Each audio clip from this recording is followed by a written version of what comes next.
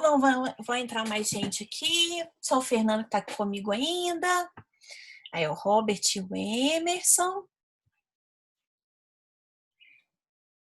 A Ana também.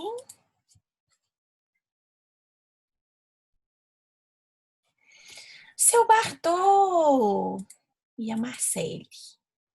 O Emerson tá entrando aí também. Ô, Roberto, Oi. consigo imaginar o desespero do estagiário ao receber uma busca Nossa! efetual. Ele ficou desesperado. E foi bom, sabe por quê? Porque assim, o que acontece? Né? Quando eu era estagiária remunerada lá na faculdade, a gente ia no fórum uma vez por semana. O resto do tempo a gente ficava só lá dentro. Então, assim, a gente tinha em duplas pro fórum, porque a gente tinha muito processo para poder pegar lá e tudo, né? E aí, o que acontece? A gente tinha, alguns estagiários tinham o hábito de fazer isso, de deixar o processo e não esperar a baixa. E o que acontece? Nem sempre a gente devolvia o processo que a gente tinha pegado. Então, às vezes acontecia de eu ter que devolver um processo no fórum hoje, e hoje não era meu dia de ir no fórum. Na época, eu lembro que meu dia de ir no fórum era segunda-feira, depois passou para quinta-feira. Então, não era meu dia de ir no fórum, entendeu? E aí, o que acontece? Um colega meu, estagiário, que ia no fórum. E aí, alguns estagiários esperavam que fosse dada a baixa, né? E outros não.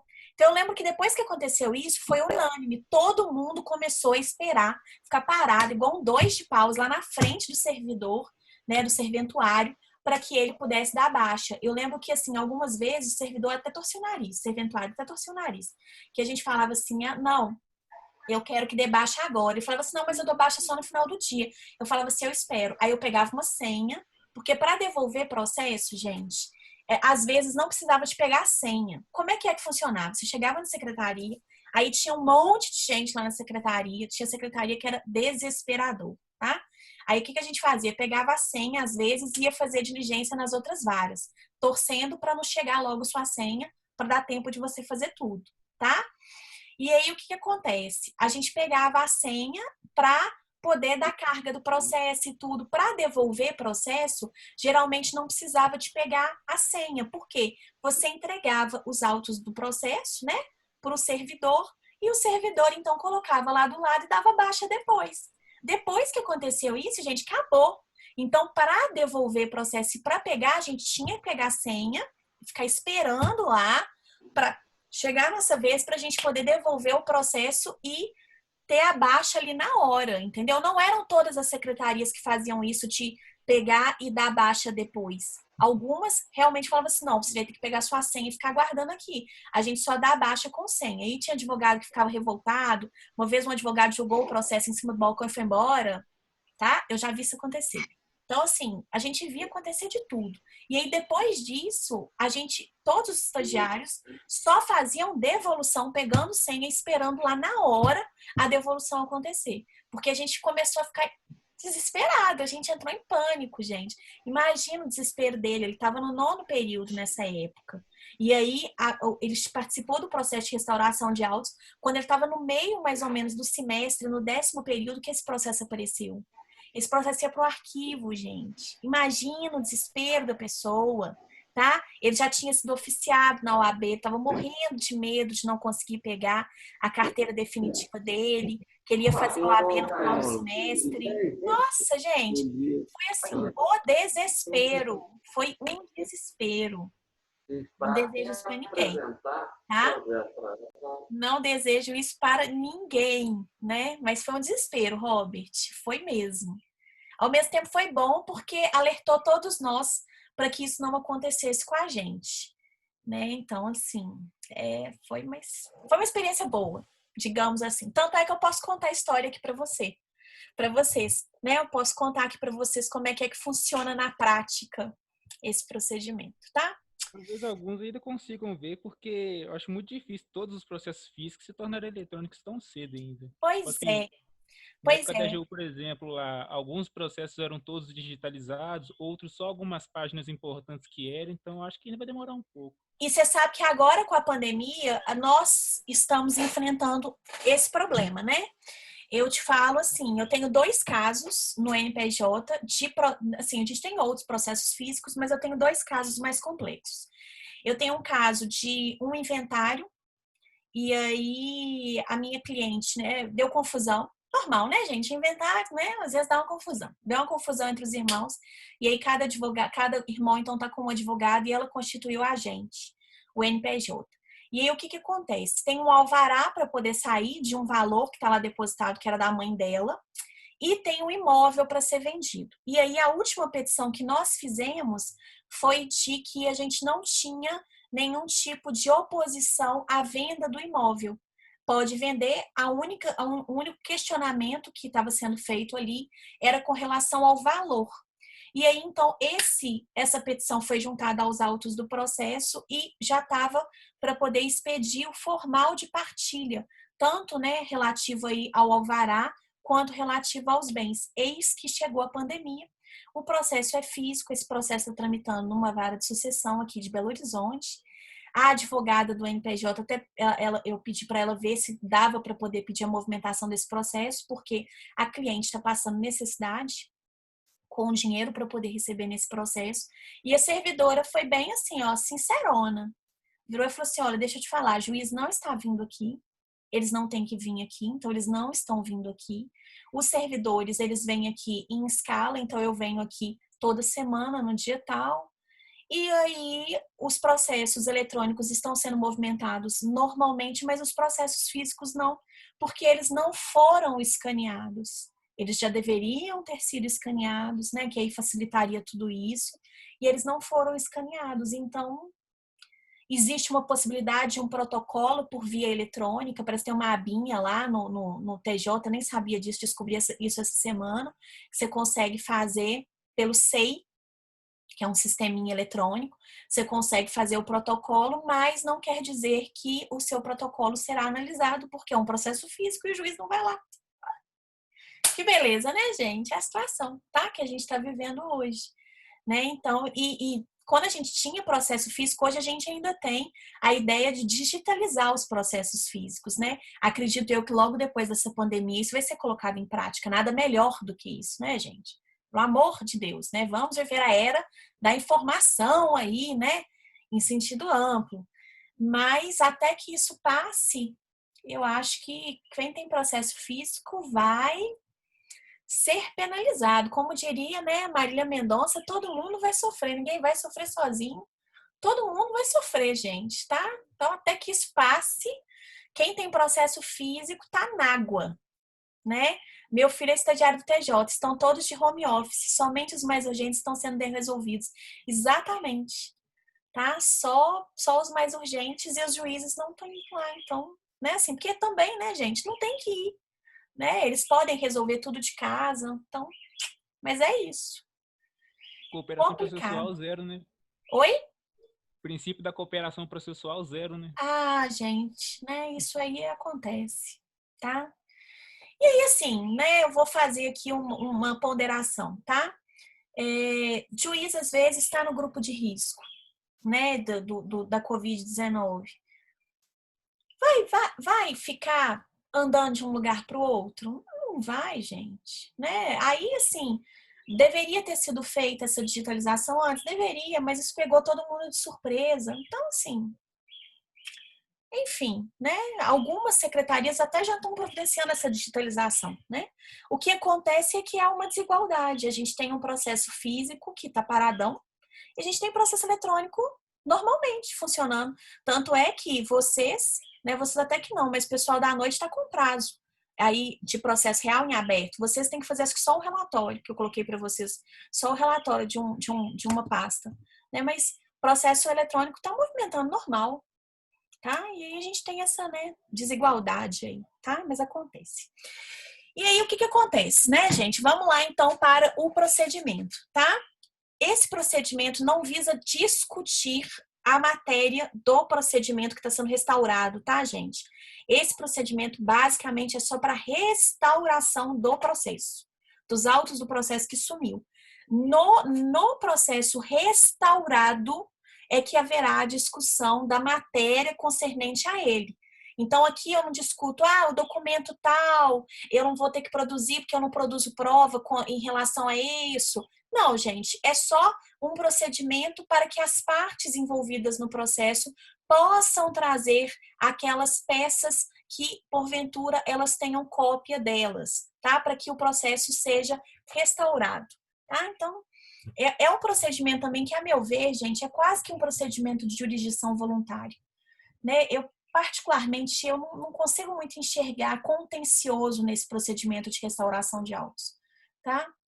Mas ele está também na área lá, né, vinculada ao procedimentos especiais de cunho contencioso. Como é que é essa petição inicial?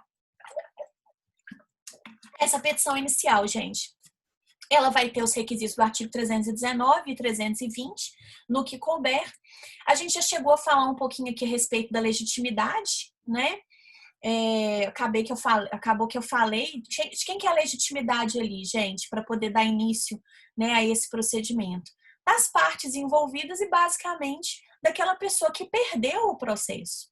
Né? Geralmente, ela que vai dar início a esse procedimento de restauração de autos. Tá? O Ministério Público também é parte legítima e o juiz, ele, assim, majoritariamente, ele não teria legitimidade para poder dar início a esse processo de ofício, tá? O Daniel Amorim, ele discorda, né, desse posicionamento aí do juiz não poder dar início a esse processo de ofício, porque ele fala o seguinte, olha, o juiz, ele é o responsável por dar ali a solução de um determinado litígio que foi levado a ele para resolução. Ele como se ele fosse o Estado, não é isso? E aí o que acontece? Como ele tem interesse em sentenciar o processo, ele não tem como sentenciar se não tiver processo, ele teria também legitimidade para dar início a esse procedimento de restauração de autos. Minha opinião, o juiz não vai fazer este ofício. Não vai, gente. Vocês acham mesmo que o juiz vai dar início a um procedimento de restauração de autos de ofício com a quantidade de coisa que o juiz tem para fazer? Não vai, né? E mais, embora ele tenha a obrigação de dar ali a resposta, né, que foi pleiteada pelas partes, se não foi, né, dentro da secretaria que esse processo sumiu e tudo, eu não consigo entender o juiz nessa postura tão ativa, tá? Aí eu vou mais pelo lado da inércia do Poder Judiciário, né? O Poder Judiciário é inerte, ele age quando provocado. Então, acho que caberia às partes fazerem essa provocação. Mas, numa eventualidade, por exemplo, do processo de sumido dentro da secretaria, aí eu até consigo entender a legitimidade do juiz, tá? Embora eu ache, né, na prática, que o juiz não vai fazer este ofício. Não Ele vai, também gente. aborda aquela questão também do juiz ter que fazer o despacho para movimentar o processo, né, celeridade processual. Exatamente. É por isso que Exatamente. seria legítimo também para poder fazer essa ação. Pois é. Mas enfim, né? O Daniel Amorim, ele defende essa possibilidade. Eu só consigo enxergar essa possibilidade se o processo tivesse sumido dentro da secretaria, tá? Mesmo assim, eu ainda acho que, nesse caso, o Ministério Público teria mais legitimidade do que o próprio juiz, porque o Ministério Público é o fiscal da lei, não é verdade? Então, ele estaria agindo aí de uma forma mais legítima do que o próprio juiz. Mas, né, o Daniel Amorim, ele coloca que seria possível aí para o juiz essa legitimidade, tá? A competência, gente, é competência absoluta de onde o processo estava tramitando. Não há discussão em relação a isso. Tá? Então, se o processo estava tramitando na quarta vara de família e sumiu na quarta vara de família, a legitimidade da ação de restauração de autos é a quarta vara de família. Fato. Tá? Acho que não tem, né? Assim, e se for no tribunal? Se for no tribunal, vai ser lá do relator, tá? Que se o processo desapareceu, teve alguma varia, enquanto ele estava no tribunal, a competência será do tribunal na pessoa do relator, tá? Relator do processo. Vai ser distribuído sempre que possível ao relator do processo. A petição inicial, então, ela vai conter os requisitos do artigo 319 e 320 no que couber, tá? Mais uma vez, tem previsão de audiência de conciliação ou mediação? Não, gente, não tem essa previsão. Né? Por isso que eu coloco assim, no que couber, tá? E vai seguir o artigo 713, especificamente do CPC, ou seja, a petição inicial ela terá que ser instruída com certidão de atos constantes aí do protocolo de audiência do cartório, onde tenha acontecido o processo, cópia das peças que as partes tiverem em seu poder, qualquer outro documento que facilite a restauração, tá? Enfim, gente, todas as cópias que as partes tiverem de documentos e os documentos que já haviam sido juntados ao processo deverão aí ser apresentados, tá? Vocês têm que pensar que essa restauração de autos é como se eu estivesse montando um novo processo para poder substituir aquele processo que sumiu, tá? Isso vai ser feito em em todos os casos, professora? Não. Existem duas situações em que a gente não vai ter aí o procedimento de restauração de autos. Se eu tiver autos suplementares, que seria como se fosse um backup, tá? Do processo, né? Então, se eu tiver esses autos suplementares, não tem necessidade de fazer a restauração de autos. E se eu tiver no caso de uma separação judicial, em que o processo da separação judicial sumiu no mapa e aí não tem problema, não precisa de fazer restauração de autos, porque basta você fazer uma petição convertendo, né, a separação em divórcio, que tá tudo certo. Por que é que tem essa questão, essa regrinha da separação, gente? Só para vocês entenderem, né? Até 2010, tá? A pessoa, antes dela divorciar, ela tinha que ficar separada por um ano. Primeiro, ela tinha que ficar um ano casada. Depois de um ano, que ela podia pedir a separação, aí ela ficava um ano separada, e só depois de um ano é que havia conversão dessa separação em divórcio, tá? Ou então ela tinha que comprovar que já estava separada de fato há 2 anos. Então tinha esse estágio probatório, digamos assim, né? Você tinha que ficar pelo menos um ano casada, tá? Para você pedir a separação. E aí, em 2010, foi, então, publicada a Emenda Constitucional 66 de 2010, que já fez aí a possibilidade de haver esse divórcio sem qualquer tipo de requisito anterior. Então, a pessoa casou hoje, quer divorciar amanhã? Pode? Pode. A pessoa tem menos de um ano que ela está separada. Ela quer converter essa separação em um divórcio? Pode? Pode. Então, se os autos que sumiram, gente, disserem respeito à separação, não tem problema, não precisa de fazer restauração, que é só fazer o divórcio, tá? Resolveu o problema, né? Essa restauração de autos, né, embora pareça ser um procedimento de jurisdição voluntária, que eu já falei para vocês, é um procedimento de jurisdição contenciosa, tá? Que visa basicamente restaurar o processo. O procedimento é bem simples, o juiz recebe a petição inicial, verifica se ela preenche os requisitos do artigo 319, 320, com a documentação também do artigo 713, né? E se ela preencher todos os requisitos, ele vai determinar, então, a citação do réu. Quem que vai ser réu nesse caso? Quem não tiver no polo ativo da ação, tá? Então, assim, não quer dizer que é o réu do processo principal, tá, gente? É quem não tiver no polo ativo da ação. Quem vai estar no polo passivo é quem não está no polo ativo, né? É meio lógico, né? Mas é isso, tá? É questão de lógica, né? Quem não tiver feito a ação, promovido a ação de restauração de autos, necessariamente vai ser o réu, tá? E aí, então, o réu vai ser citado, ou seja, a parte que não deu início a essa restauração de autos vai ser citada para poder aí, no prazo de 5 dias, apresentar a sua contestação e aí, cabendo a ele exibir as cópias, documentos que ele tiver em seu poder e que sejam aí suficientes e necessários para restauração, para recomposição desse processo, tá? Não cabe aqui, gente, exceção de incompetência, muito menos reconvenção, porque a gente tem essa ação como natureza dúplice. O que é uma ação de natureza dúplice? É uma ação que possibilita com que a parte faça pedido em sede de contestação, né? Então, a gente não precisa necessariamente da figura da reconvenção para que haja um pedido, tá? O pedido pode ser feito na própria contestação. Basicamente, gente, a contestação aqui, a matéria, ela vai ser limitada a questões processuais, tá? E aquelas referentes à necessidade e adequação da restauração. Eu não posso virar e falar assim, não vou fazer essa restauração. Não tem lógica, né? Não haverá questionamento da matéria objeto do processo, tá? Aqui, em sede de contestação. A contestação, gente, basicamente, ela se refere à necessidade da restauração, tá? E a questões mesmo procedimentais. Então, assim, que eventualmente não foram respeitadas. Tipo, a pessoa, ela tá querendo fazer restauração de autos de um processo que tem autos suplementares. Então, em sede de contestação, eu posso alegar isso? Claro que posso. Mas via de regra é só isso. Então, em regra, gente, a minha contestação, ela vai simplesmente ser juntada com os documentos que eu tenho ali. Eu não vou, na verdade, contestar nada. A bem da verdade, gente, por meio dessa contestação, eu vou ter o reconhecimento da procedência do pedido. Quase que isso. Né? Não vai haver uma resistência em sede de contestação, a não ser que haja motivo para tanto, tá? Mas é importante a gente entender isso. E mais uma vez, por isso que eu falo para vocês, que eu não consigo vislumbrar muito esse procedimento como sendo de jurisdição voluntária, contenciosa. Não vejo muita resistência da parte, entende? Ambas as partes têm o mesmo interesse de que o processo seja resolvido. Então, né? Mas, tá? Existe a possibilidade aqui disso não acontecer, né?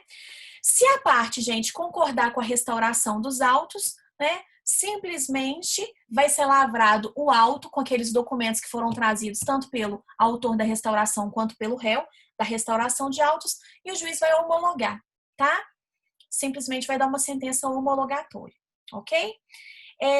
Se, no entanto, gente, a parte contrária contestar, apresentar algum tipo de resistência, né? Aí vai ter uma mini instrução no processo para que o juiz sentencie ao final.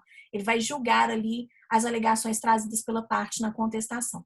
Se a contestação, gente, for parcial, ou seja, né, se parte apenas dos fatos trazidos ali na restauração de autos forem aceitos pela parte contrária, o juiz, então, ele homologa essa parte que não há nenhum tipo de questionamento e ele faz a instrução apenas em relação àquela parte em que há discussão, tá? Mas isso é muito incomum, né? O mais comum é que a parte simplesmente apresente o documento e que o juiz, então, sentencie, homologando ali, né, aqueles autos, aqueles novos autos, tá? Que foram compostos ali. Em relação às provas, eu já havia falado para vocês no início agora da aula que a gente tem aí alguns questionamentos com relação à produção das provas, né? Prova escrita, documental, junta no processo. Já te respondo, Robert. Junta no processo, né, as provas que eu tiver documentais. Se for testemunha, né, se houver aí a necessidade, já tinha acontecido a audiência para a oitiva da testemunha quando esse processo sumiu, tá?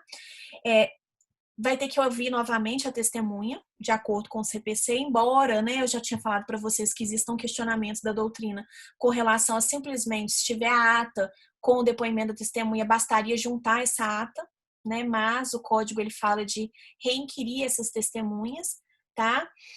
E no caso de perícia, basta juntar o laudo pericial. Se o perito tiver uma cópia desse laudo pericial salva, enfim, basta ele juntar esse laudo pericial, não precisa de repetir a perícia, tá? Ah, professora, e no caso de reinquirir testemunha? Se a testemunha tiver morrido, desaparecido, enfim, aí pode substituir testemunha? Pode. E aí, gente, mais uma vez, por isso que eu acho que é meio complicado esse negócio de reinquirir testemunha. Se tiver a ata com o depoimento da testemunha, pronto, acabou. Né? Para que você vai mudar a regra do jogo agora no final? Enfim, tá? Mas a lei fala em reinquirir testemunhas, tá? E aí, gente, o que acontece? Se o juiz já tiver feito sentença, já tiver proferido sentença, né? Junta-se, basicamente, a sentença que ele tem a cópia, né? Se ele não tiver requerido, não tiver feito a sentença ainda, ele vai prolatar a sentença de acordo com os documentos que ele tiver ali. Se para a reconstituição de alguns fatos ali na audiência for necessário a oitiva de serventuários, eles serão ouvidos, tá? No procedimento de restauração de autos. Auxiliares da justiça, eles serão obrigados a depor para poder, né, se houver a necessidade, tá? Depoimento deles, para poder ali restaurar os autos com maior fidelidade, né? E a sentença, gente, basicamente, se o processo for encontrado, será uma sentença aí terminativa, né? Vai extinguir o processo sem resolução do mérito. Se, no entanto, gente, né, o processo não for encontrado e aí a restauração de autos tiver que realmente, né, de fato ser sentenciada, vai ser aí uma sentença definitiva e a natureza jurídica dela é de uma sentença constitutiva. Por quê? Porque você está constituindo uma nova situação jurídica, uma nova realidade, né? São novos, é um novo processo. tá? Embora seja baseado aí visando reconstituir o processo que desapareceu. Então, pode colocar o juiz e o MP como réus? Olha, Robert, o juiz só para o Daniel Amorim, né? Porque o Daniel Amorim, só ele que fala que o juiz poderia ser parte aí no processo, tá? O MP eu entendo que sim, que ele poderia sim, tá? Ser colocado como réu por conta aí, se, por exemplo, vamos supor que autor e réu do processo que sejam aí, que integrem a parte, o polo ativo da ação, e aí então o MP seria o polo passivo. Entendo que sim, tá? O juiz eu acho mais complexo, porque para o Daniel Amorim, sim, mas para o restante da doutrina, não, tá? Porque o Daniel Amorim, como eu já falei para vocês, ele é um posicionamento isolado aí a respeito da possibilidade do juiz, né, participar ativamente como parte no processo aí de restauração de autos, tá? Beleza? E as custas, professora, como é que fica esse negócio do rateio das custas aí entre as partes? Gente, quem deu causa ao sumiço do processo, ao perecimento do processo, à destruição parcial do processo, é que assumiria tanto as custas quanto os honorários, tá? Sucumbenciais. Se por um acaso não houver ali, gente, como discernir, afirmar quem foi o responsável pela perda do processo, pelo perecimento desse processo, reparte as custas entre as partes e os honorários de sucumbência também, tá? Cada um fica por conta de pagar os honorários do seu próprio advogado. Beleza? É isso. É um procedimento aí, gente, né, bem simples, tá? Mas que, como eu falei para vocês, né, a tendência é que ele caia em desuso, exatamente por conta da sistemática que a gente tem hoje de processo eletrônico, né? Mas se eventualmente acontecer uma pane no PJE e os processos desaparecerem, fatalmente a gente vai ter uma restauração de autos muito mais tranquila, caso haja necessidade, porque hoje a gente baixa, a gente tem o PDF do processo baixado no celular, né? Então, assim, hoje a gente tem uma realidade muito diferente de alguns anos atrás, tá? Não tem esse negócio de carga de processo, né? Então, hoje é muito mais fácil da gente fazer essa restauração de autos. Ok, meus queridos? Alguma dúvida? Gostaram do procedimento de restauração de autos? Esse procedimento eu acho bem legal. Achei ele bem bacaninho. Procedimento tranquilo. Ele é bem tranquilo, né? Ele é bem tranquilo mesmo. Esses últimos procedimentos especiais, na verdade, eles são procedimentos bem tranquilos, né? Assim, eles são procedimentos bem tranquilinhos. E aí, gente, então a prova nossa, né, cai até a matéria de hoje, tá? Na nossa prova.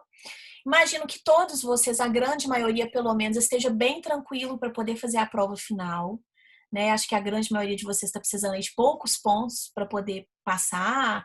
Enfim, alguns já até passaram na matéria, né? Mas não deixem de estudar porque é uma matéria importante, tá? E vocês vão precisar dela depois na vida de vocês também, né?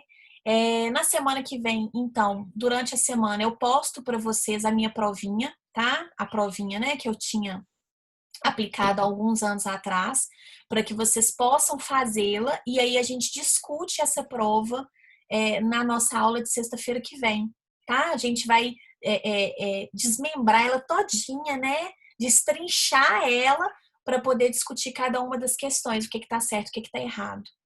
Tá? E aí eu acho que vai ser uma forma legal da gente fazer uma revisão, porque senão a gente fica com muita coisa para poder fazer revisão e acaba que a gente meio que se perde, né? Então é uma forma da gente conseguir fazer uma revisão zona na matéria, tá? Basicamente, gente, minha prova, eu tomo cuidado de pegar uma questão de cada parte da matéria, né? E o que sobrar eu coloco em tutelas, tá? Então, devo pegar uma questão de cada procedimento especial, misturar alguns procedimentos especiais também, né? Para saber se vocês aprenderam bem, tá? Algumas questões com caso prático, outras questões mais conceituais, mais, né, questões objetivas, tá? 4 alternativas, lá B, C ou D, uma alternativa só que responde à questão. Seu Bartô, o senhor quer perguntar? Sim, quero perguntar. Pode falar. Ó, adoro a sua aula, a aula da professora Renata. Mexe muito comigo. Eu passei por 2 processos, né? Pena que na época eu não tinha o mesmo conhecimento que eu tenho hoje. Eu não tenho nada ainda, estou começando, né? Mas Aham. é muito complicado e muita confusão realmente. Eu, graças a Deus, não tive muitos problemas, não. Mas, assim, eu amo a sua aula. A gente já está no final do semestre, graças a Deus. Graças a Deus, eu já passei a sua matéria, né? Que Estou coisa muito feliz com boa. isso. O professor é um amor. Obrigado. Ô, seu Tchau. Bartô, o prazer é meu, viu? Do que vocês precisarem, podem contar comigo, tá? Foi uma experiência bem diferente, né? Esse semestre para todos nós, a gente tem uma aula aí remota. Agradeço cada um de vocês que participou dessa aula, né? Assim, que estava aqui comigo toda sexta-feira. E aí, semana que vem, a gente fecha com chave de ouro, mas foi um prazer, gente, dar aula para vocês mais esse semestre, né? Ter dado aula para vocês no semestre passado, dar aula para vocês esse semestre, foi um prazer. Muito obrigado, professor. Valeu mesmo. Obrigada a vocês. E eu vou acompanhar vocês, a gente continua, vocês não terão mais aula comigo, né? Porque o processo acabou, né? Mas vocês continuam convivendo comigo, eu continuarei aí acompanhando vocês no núcleo de prática jurídica. Então, todos vocês que, né, permanecerem fazendo estágio, aí no 7º, vocês já estão no 7º, alguns de vocês, mas outros vão para o 7º semestre que vem, né? Então, quando começar a atividade jurídica, eu acompanharei vocês aí no 7º, 8º, 9º e 10º período ainda, tá? Em atividades jurídicas. Então, a gente estará junto aí até o final do curso. Tá bom, gente? Então, na semana que vem, a gente fecha com chave de ouro, né? Esse semestre aí bem diferente que a gente teve. Tá, gente? Um final de semana excelente para vocês. Estudem. Qualquer dúvida que vocês tiverem, pode me perguntar se sabem disso, né? Pode me chamar no WhatsApp, pode também guardar a pergunta para poder perguntar na sexta-feira. E eu estou à disposição de vocês. Tá, gente? Então, um beijo enorme. Fiquem com Deus. Um ótimo final de semana para vocês e até sexta-feira que vem. Tá? Beijo. Obrigado. Obrigada a vocês, gente.